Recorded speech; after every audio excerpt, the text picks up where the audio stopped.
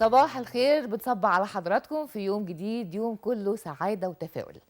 النهارده عندنا فقرتين، فقرة هنتكلم فيها عن الإصلاح الاقتصادي والتحول الرقمي وأهميته. في الفقرة دي هيكون معانا فيها الكاتبة الصحفية نجلاء ذكري.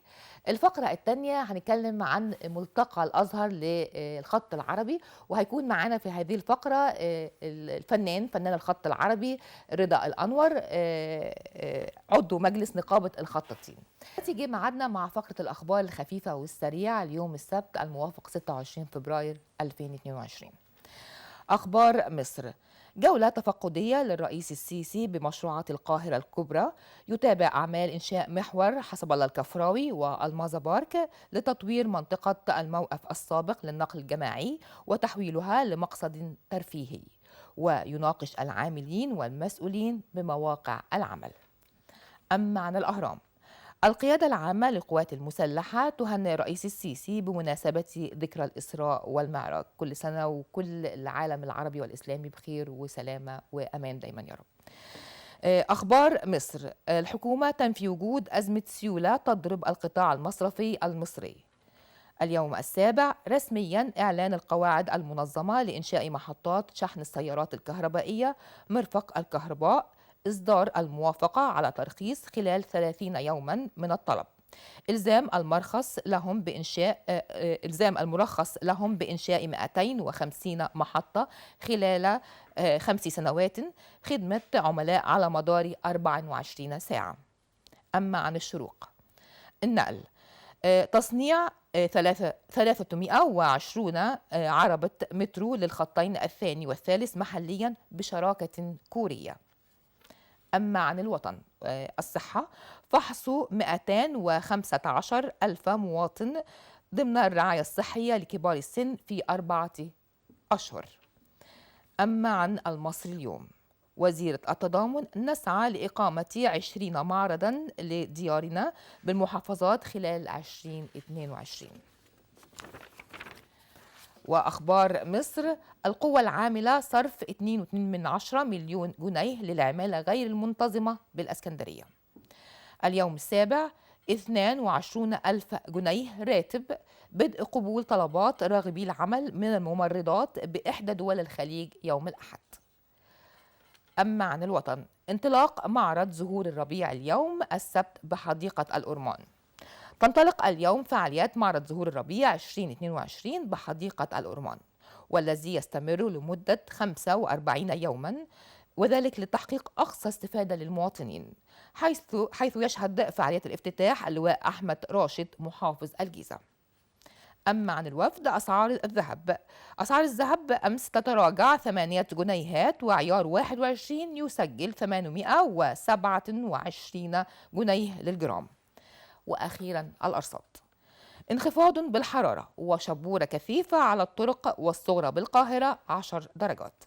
وبالنسبة لدرجات الحرارة اليوم السبت: القاهرة العظمى 19 درجة والصغرى 10 درجات، الإسكندرية العظمى 18 والصغرى 11، مطروح العظمى 18 والصغرى 11، سوهاج العظمى 21 والصغرى 8، قنا العظمى 22 والصغرى 9، أسوان العظمى 22 درجة والصغرى 10 درجات، سانت كاترين العظمى 20 درجة والصغرى 3 درجات.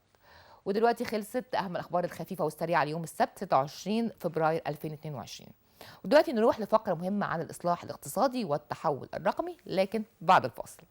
الماضية أظهرت مصر تقدما اقتصاديا كبيرا في كل مراجعة أجراها صندوق النقد الدولي، وحصدت ثمار الإصلاحات في تصحيح الاختلالات الخارجية والمالية، بالإضافة إلى زيادة معدلات النمو بشكل ملحوظ، ومستوى التضخم ابتدى يقل بشكل ملحوظ أيضا. استعادت الجنيه مكانته مرة أخرى مع زيادة الاحتياطي من النقد الأجنبي، والحقيقة زادت واستعادت ثقة المستثمرين أيضا مرة تانية والمؤسسات الدولية مع كل أوجه الإصلاح اللي بيحصل في بلدنا الحبيبة، بالإضافة إلى زيادة الاستثمارات سواء كانت أجنبية أو محلية، وبالإضافة إلى أيضا استخدام ممارسات وسياسات مالية ونقدية قللت من الآثار الاقتصادية لوباء كورونا اللي أصاب العالم كله، لكن الحقيقة بحكمة الرئيس عبد الفتاح السيسي والدولة المصرية استطعنا إن احنا نقلل من هذه الآثار الاقتصادية لوباء كورونا، بالإضافة إلى الحقيقة دفع الدولة نحو الاستقرار والأمن، ودفع الشباب نحو العمل والإبداع. الحقيقة إن أثبت الاقتصاد المصري مرونته في مواجهة كافة الصدمات الخارجية. يسعدنا يكون معنا النهاردة الكاتبة الصحفية نجلاء ذكري. أهلا بيكي. اهلا بيكي حبيبتي. بداية كده عايزة أتكلم عن الإصلاح الاقتصادي وأهميته في هذه المرحلة. شوف يا ستي، احنا دلوقتي عملنا برنامج إصلاح اقتصادي، واحنا دلوقتي في المرحلة الثانية من الإصلاح الهيكلي. تمام. فاحنا بنتكلم على حاجة تمت بالفعل. أذكر كلمة قالها لي صديق في بداية عملي الصحفي، قال لي النجاح إرادة. احنا بنعمل إصلاحات من أيام محمد علي. تمام. خلاص. الإصلاح ليس بالإجبار، يعني لازم يكون في إرادة شعبية علشان أنا أصلح من نفسي. ابنك لو أنت قهرتيه على المذاكرة مش هينجح طبعا. لازم هو يبقى في حافز داخلي حقيقي. إنه هو يبقى عايز يبقى أحسن. الحافز الداخلي ده تولد عند المصريين بعد أحداث يناير اللي فاتت، والمصريين شافوا يعني إيه عدم استقرار، يعني إيه فقدان للأمان، يعني إيه غلاء، يعني إيه تراجع لكل المؤشرات. صحيح. فبالتالي لما حصل 30 يونيو تضامنوا مع القيادة السياسية، وصممنا إحنا كلنا كشعب وكقيادة إن إحنا نغير. فأصبح التغيير ضرورة، تغيير للأفضل. ما أقدرش أقول إن الحقب اللي فاتت ما عملتش إصلاحات، كل قيادة جت عملت إصلاحات، ولكن أنا بقول لحضرتك الإصلاح ده مختلف، إنه نابع من الناس. ولذلك حتى تلاقي نقول الله، الناس كل إجراء بيتم الناس يعني مبسوطة ومستمرة، بالرغم ممكن يكونوا مضغوطين شوية رغم الضغط، لكن برضه راضيين، لأن شايفين في إصلاح اقتصادي كبير جدا الحقيقة على كل المستويات. طيب قبل الإصلاح الاقتصادي ابتدى مع صندوق النقد الدولي في نوفمبر 2016. إيه الوضع كان كده؟ انهيار في العملة 13% فقدان ليها. صحيح. تضخم 33%، عجز مالي 12%،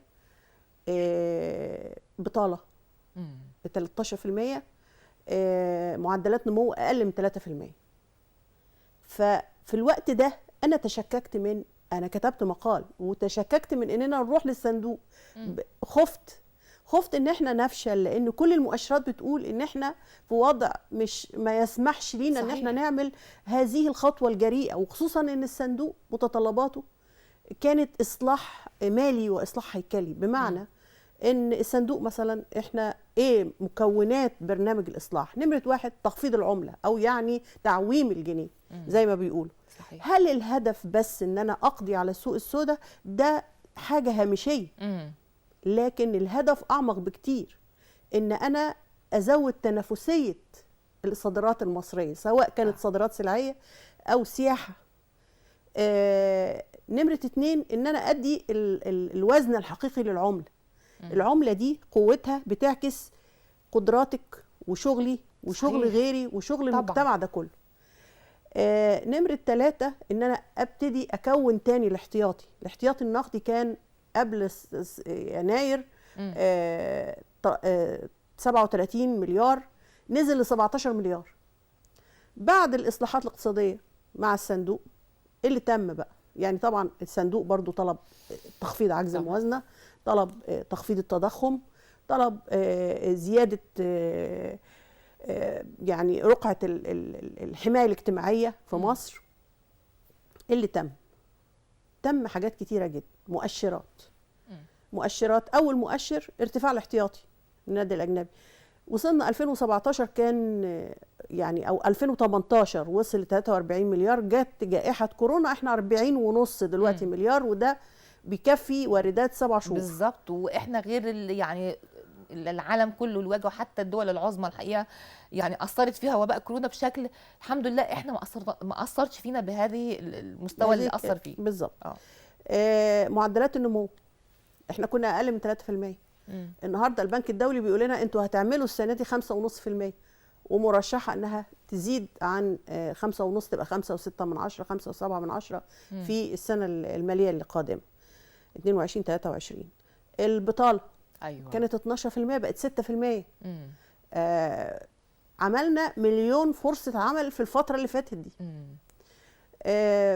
انواع فرص العمل نتيجه الاصلاح الاقتصادي اللي حصلت، سواء للشباب سواء للمراه، بشكل مباشر او غير مباشر حتى. شوفي ده اهم مطلب، انك انت ده بقى في الاصلاح الهيكلي كمان في الفيز 2 او المرحله الثانيه، ان انا مرونه سوق العمل، ازود مرونه سوق العمل، اهتم بثلاث قطاعات: الصناعه والزراعه والتكنولوجيا المعلومات والاتصالات. ان انا اعمل مرونه سوق العمل عبر التدريب، عبر التعليم الفني، عبر تمكين الشباب والمراه. فبالتالي احنا تمكنا من تخفيض معدل البطاله، زودنا مليون فرصه عمل. فدي مش رقم هين، مش رقم بسيط طبعا. ان يبقى في شباب ونساء دخلوا سوق العمل. صحيح. مليون فرصه في هذا المدى الزمني البسيط. عجز الموازنه كان 12% بقى 7%. ايه تاني؟ التضخم نزل بقى 6.7، كان 33% في مرحله من المراحل. الربع الاولاني من السنه كان 33 كان 33 اصبح تضخم 6.7. فالسنه دي الربع الاولاني زاد ليه؟ علشان الجائحه وعشان ارتفاع اسعار السلع والخدمات اللي احنا بنستوردها. احنا بنستورد 60% من غذائنا. فده يعني سلايت بسيطه، يعني سنه، لكن احنا قادرين على اننا نكمل على ذات الأهمية. طب تأثير الإصلاح الاقتصادي على تدفق الاستثمار، سواء كان محلي سواء كان أجنبي، والحقيقة إن إحنا شفنا ابتدى ثقة المستثمرين ترجع مرة تاني، يعني ابتدوا يستثمروا عندنا، ابتدوا يحسوا إن هو بأمان وإنه هيبقى في ردع يعني قوي ليهم بعد كده. شايفة إزاي تدفق الاستثمارات في المرحلة دي؟ يعني شوفي، الاستثمار الأجنبي بيبقى مرحلة متأخرة من عملية الإصلاح. ليه؟ المستثمر ده بيجي يغامر بفلوسه، فهو بيشوف الأول المستثمر المحلي هيحصل معاه إيه. فإحنا الفترة اللي فاتت عملنا قانون استثمار، عملنا بقى ترافق مع قانون إجراءات الإصلاح الاقتصادي إجراءات إصلاح قانوني. عملنا تشريعات جديدة، قانون الاستثمار الجديد الموحد، قانون المشروعات الصغيرة والمتوسطة، قوانين حماية المنافسة ومنع الاحتكار، قوانين الاصلاح قطاع الاعمال. المستثمر ابتدى يطمئن، فابتدى يحس ان هو ممكن يحط فلوسه وعارف ان هو هيستثمر والدنيا هتمشي معاه. يعني تقرير البنك الدولي الاخير قال ان مصر في زياده في الاستثمارات الاجنبيه هتبقى من 1.7 ل 2% الفتره اللي جايه. فده معناه كبير قوي طبعا. يعني معناه رقم من الناتج المحلي، يعني 1.7 من الناتج المحلي السنه دي، 2% من الناتج المحلي السنه الجايه. ده رقم كبير طفره. صحيح. فكل ما كان في استقرار، كل ما كان في امان، كل ما كان في وضوح في التشريعات، وضوح في المعاملات، كل ما كان الاستثمار الاجنبي مطمئن. طب تحرير نظام الصرف الاجنبي تاثيره ايه؟ تأثير ده أهم إجراء تم اتخاذه في برنامج الإصلاح. زي ما قلت لحضرتك، أخطر حاجة في الأسواق إن يبقى في سعرين. خلاص؟ فكان في سعر للعملة حقيقي في المتداول في البنوك، وسعر في السوق السوداء، والاثنين غير حقيقيين. لأن سعر السوق السوداء مضاربة، والسعر الحكومي أو اللي موجود في البنوك ده سعر ثابت مضار بيديروا البنك المركزي. البنك المركزي تخلى عن سياسة إدارة سعر الصرف، وده من قبل يناير. أيوة. أيام الدكتور فاروق العقدة تخلينا عن إدارة سعر الصرف وخليناه استهداف التضخم. يعني البنك المركزي قال لك سيب العملة، ما تقعدش تدافع عن سعر الصرف، لأن احنا دفاعنا عن سعر الصرف كان يستنزف مواردنا. ان انت بتحطي كل شويه دولارات طبعا وبتمتصها السوق. فالاستهداف التضخم معناه ايه؟ معناه ان البنك المركزي بالسياسه النقديه بتاعته يقدر يحط معدلات التضخم يعني يدير السوق ويتدخل بأدواته عن طريق سعر الفايدة، عن طريق حاجات تانية كتير، انه يخلي السعر معدلات التضخم في المستوى المقبول واللي يقدر عليه الاقتصاد. صحيح. طيب الصراعات الدولية تأثيرها ايه على الاقتصاد المصري بشكل عام؟ قصدك ايه بالصراعات الدولية؟ يعني مثلا نقول اخر حاجة بالظبط اوكرانيا وروسيا بالظبط مثلا اللي احنا دلوقتي بنعيشها. شوف يا ستي، يعني احنا بعيد عن هذا الصراع، ولكن احنا كل اي صراع في العالم، اي صراع لازم اطراف العالم كلها تتحرق بيه، لان في تجاره وفي استثمارات وفي منافع متبادله. يعني احنا بنستورد من اوكرانيا، بنستورد بحوالي 1.7 مليار، منها 1.2 مليار حبوب قمح. احنا بنصدر علينا كده طبعا بنصدر لها ب 117 مليون دولار.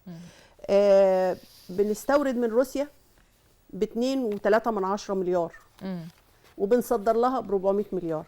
في مصريين عاملين في اوكرانيا بيحولوا لنا نقد اجنبي، ومصري واوكرانيين عايشين في مصر بيحولوا لنا. استثمارات اوكرانيا في مصر 37 مليون دولار، رقم بسيط ولكن استثمار اجنبي. طبعا.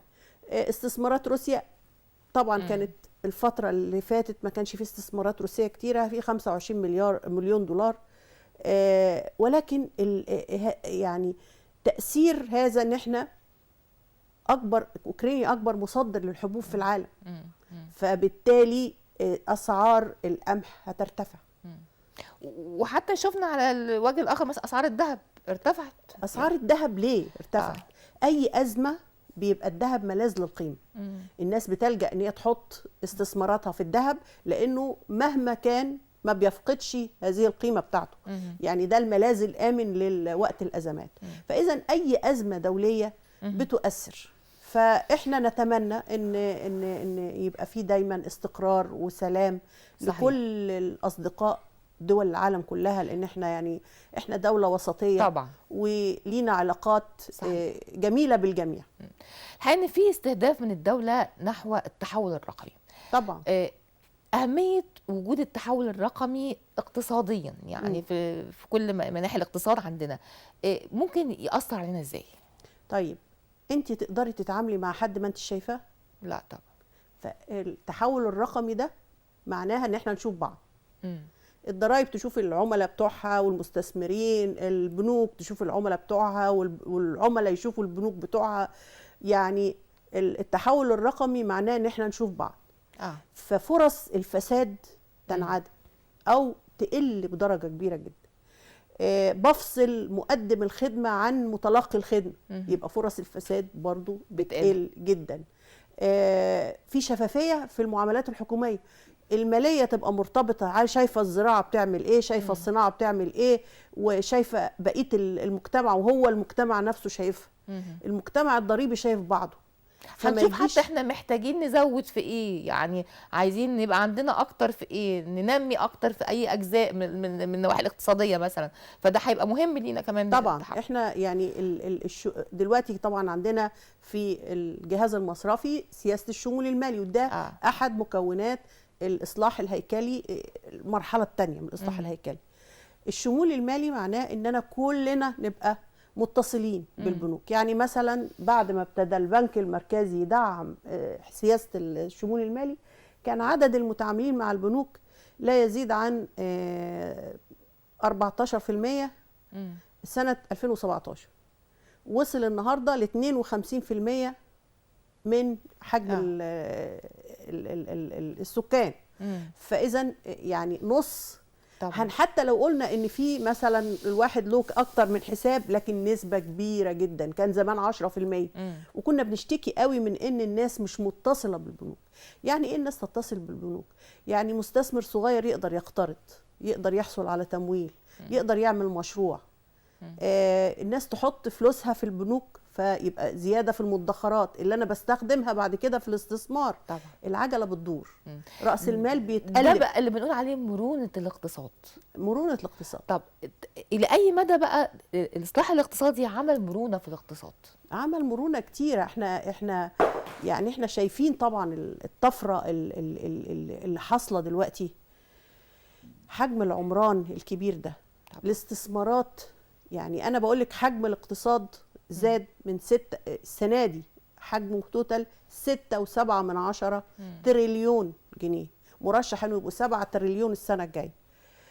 لما بتزودي حجم الاقتصاد في الاوقات الصعبه، الاستثمارات العامه هي اللي بتشيل البلد. فاحنا بنقول الله ايه الكباري والشوارع والحاجات دي. طبعا السهوله في الحياه جميله، بس نقول ده وقتها. ايوه ده وقتها، لان الدوله وتأثر على السياحة كمان يعني. لا حضرتك سيبك من تاثيرها الغير مباشر المستقبلي، انا بتكلم على التاثير المباشر. انا بشغل ناس، كل المشروعات دي مصريين اللي بيعملوها. فاذا الدوله هنا بتبقى هي المشغل. هي معنى ان واحد يشتغل ايه؟ يبقى عنده دخل، يبقى عنده انفاق، يبقى دورة رأس المال بالنسبة للمستثمرين اللي استثمروا وأنتجوا بضائع وسلع بتتحرك بأسرع وأسرع. صحيح. عندي الاستهلاك، ما هو يعني الاستهلاك مش كله وحش، باستهلاك ضرورة علشان دورة رأس المال تتحرك بسرعة. في مرونة دلوقتي في الاقتصاد كبيرة، بس لسه في قدامنا مراحل أخرى. احنا فين في مراحل الاصلاح الاقتصادي؟ يعني احنا حضرتك قلت لي احنا رايحين في المرحله الثانيه. المرحله الثانيه اصلاح هيكلي بقى. الهيكلي بمعنى ايه؟ بمعنى انه مثلا زي ما قلت لك الشمول المالي، زي ما قلت لك القطاعات اللي احنا هنهتم بيها نديها وزن نسبي زياده، زي الصناعه، الزراعه، التكنولوجيا، تكنولوجيا المعلومات والاتصالات، زي الحوكمه. الحوكمه اللي هي ايه؟ ان نبص في إدارة المؤسسات الحكومية، على عمل المؤسسات الحكومية، الشفافية، إن يبقى في كلنا شايفين بعض وقادرين نعمل التعاملات مع بعض. حاجات كتيرة جدا في الإصلاح الهيكلي في الحقيقة. ودي مستمدة من رؤية 2030 وبيديرها وزارة التخطيط. تمنياتك ايه للاقتصاد المصري؟ يعني شايفة ان احنا ممكن نزود فين، او يعني يبقى في تنميه اكتر في اي جهه من نواحي الاصلاح الاقتصادي فين؟ بصي، مصر زي احنا دلوقتي شايفين طرف الجليد، طرف الجبل الجليد زي ما بيقولوا، هو الاقتصاد الرسمي اللي باين. اللي تحت ده الاقتصاد غير الرسمي. يعني 60% من الاقتصاد. عارفه لما مؤشرات ال60% دي تطلع للعلن، صحيح، معناها ايه؟ ان مؤشراتك على المستوى العالمي هتبقى 3 أضعاف. طبعا. طب لما اعمل 3 أضعاف يبقى انا قدراتي على الاقتراض، ان هم يدوني اقتراض يبقى ميسر جدا. صحيح. ان انا اتعامل مع الاسواق العالميه بسهوله ويسر. ان المستثمر يجي لي مستثمر جاهز، شايف ان في يعني في الاقتصاد في حاجه. طب ازاي بقى ان انا اشجع ال60% اللي هم مش ظاهرين ان هم يظهروا؟ لازم يبقى في تسامح.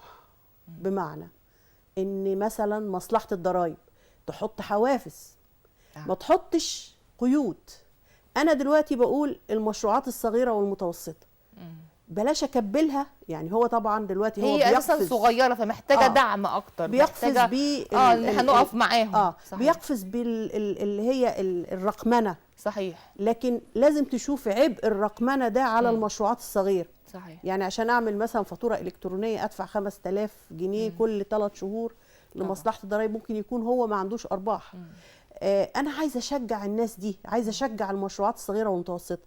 لازم الضرايب، الاصلاح الضريبي بدأ وبيبتدي وزارة المالية ان هي تعمل الخطوات دي، بس انا عايزة اكتر واكتر واكتر. الرسالة اكيد دلوقتي وصلت يعني كل اللي تحت إن شاء الله. كل اللي تحت يظهر فوق. صحيح. من غير خوف. بشكر حضرتك. ميرسي يا حبيبتي. بشكر طبعا الكاتبة الصحفية نجلاء ذكري، شكرا ليكي. ميرسي يا حبيبتي. دلوقتي هنروح لفقرة مهمة عن ملتقى الازهر للخط العربي، لكن بعد الفاصل.